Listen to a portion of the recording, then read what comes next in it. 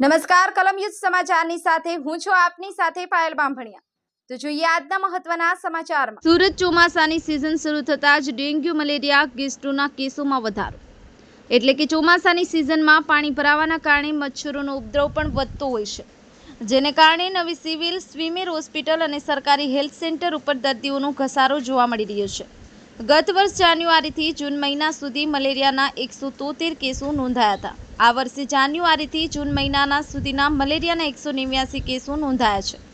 ગત વર્ષ જાન્યુઆરીથી જૂન મહિના સુધી ડેન્ગ્યુના કુલ 143 કેસો નોંધાયા હતા। આ જાન્યુઆરીથી જૂન મહિના સુધી ડેન્ગ્યુના કુલ 119 કેસો નોંધાયા છે। ડેન્ગ્યુના કેસમાં ઘટાડો થવાનું કારણ પ્રી મોન્સૂનની કામગીરીમાં 445 જેટલી ટીમો સુરતના અલગ અલગ વિસ્તારોમાં સર્વે કર્યું હતું, જ્યાં અલગ અલગ બાંધકામ સાઇટ ઘરોમાં મચ્છરોનું બ્લડિંગ શોધવામાં આવ્યું હતું, જેમાં છેલ્લા 14 દિવસમાં બાંધકામ સાઇટ તેમજ અલગ અલગ જગ્યા પર દંડનીય કાર્યવાહી હાથ ધરવામાં આવી હતી। એમાં છેલ્લા 2 માસમાં આરોગ્ય વિભાગે 15 લાખનો દંડ વસૂલ્યો છે, જેને કારણે સરકારી તેમજ પ્રાઇવેટ હોસ્પિટલો ડેન્ગ્યુના કેસોમાં ઘટાડો જોવા મળી રહ્યો છે, જેને કારણે ફક્ત 15 દિવસમાં જ ડેન્ગ્યુના 39 જેટલા જ કેસો નોંધાયા છે। બ્યુરો રિપોર્ટ કલમ યુઝ સમાચાર સુરત। કઈ રીતની સિવિલ દ્વારા તૈયારી અને આંકડાઓમાં વધારો જોવા મળ્યો, કારણ શું?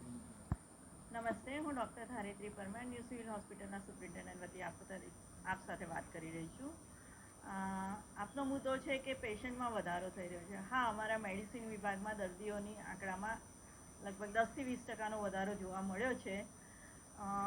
આ સમય દરમિયાન એટલે કે જ્યારે ઋતુ બદલાઈ રહી છે, વરસાદનું પ્રમાણ સુરતમાં ખાસું એવું છે, તેથી જોઈ શકાય કે પાણીજન્ય રોગો અને જે લોકોનામાં હાઇજીન ન જળવાતા હોય એવા ગીચ ગરીબ વિસ્તારોમાં આ પ્રમાણ વધી જાય છે।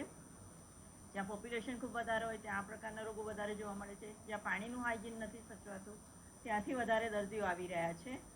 અને આ બધા દર્દીઓને કે સામાન્ય જનતાઓ માટે એક મેસેજ છે કે તમને ડાયરિયા થાય કે ખાંસી શરદી થાય તો શરીરમાં ડિહાઇડ્રેશન ન થઈ જાય એનું ધ્યાન રાખવું, પાણીનો ઇન્ટેક બરાબર જાળવવો અને જરૂર પડે અથવા તો નાના બાળકોને તરત જ ડૉક્ટર પાસે લઈ જવાની સલાહ આપવામાં આવે છે। ગત અઠવાડિયે કેટલા કેસો હતા? ગયા અઠવાડિયે અત્યાર સુધી એવરેજ અમારા 500 પેશન્ટ રોજના મેડિસિનમાં રહેતા હોય છે, જે લગભગ છેલ્લા 3-4 દિવસથી રોજના 700 જેવા જોવા મળે છે। એડિશનલ જંતુનાશક અધિકારી સુરત મહાનગરપાલિકા।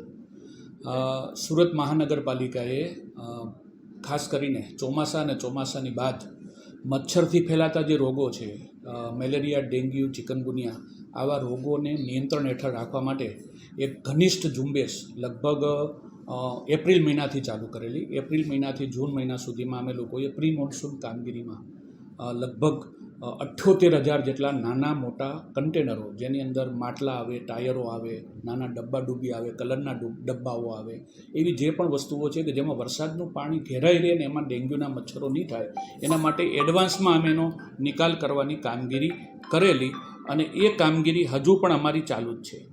એ ઉપરાંત સુરત મહાનગરપાલિકા પાસે લગભગ મેલેરિયા અને ડેન્ગ્યુ નિયંત્રણની કામગીરી માટે જે પેરીડોમેસ્ટિક કામગીરી કહેવાય, એટલે કે ઘરની બહારના જે મચ્છરના ઉત્પત્તિ સ્થાનો છે, ખુલ્લા પ્લોટોથી લઈને એની અંદર મચ્છરનું નિયંત્રણ કરવા માટે 100 કરતાં વધારે ટીમો છે અને 600 જેટલો ફિલ્ડ વર્કરનો પાવર છે અને હાઉસ ટુ હાઉસ સર્વે કરવા માટે લગભગ 680 જેટલો મેન પાવર છે, જેની અંદર પ્રાઇમરી હેલ્થ વર્કર અને મલ્ટીપર્પઝ હેલ્થ વર્કરનો સમાવેશ થાય છે।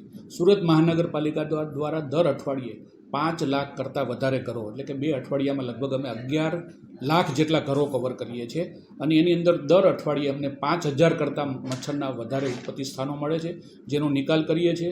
કસૂરવારો જો પોતાના ઘરની અંદર આ રીતના પાત્રો ખુલ્લા રાખતા હોય ને વારંવાર નોટિસ આપવા છતાં પણ એનું પાલન ન કરતા હોય, બાંધકામ સાઇટની અંદર પણ લોકો આ રીતનું પાલન ન કરતા હોય, મચ્છરના ઉત્પત્તિ સ્થાનો પ્રત્યે બેદરકાર હોય, તો અમે લોકોને નોટિસો અને પેનલ્ટી પણ કરીએ છીએ।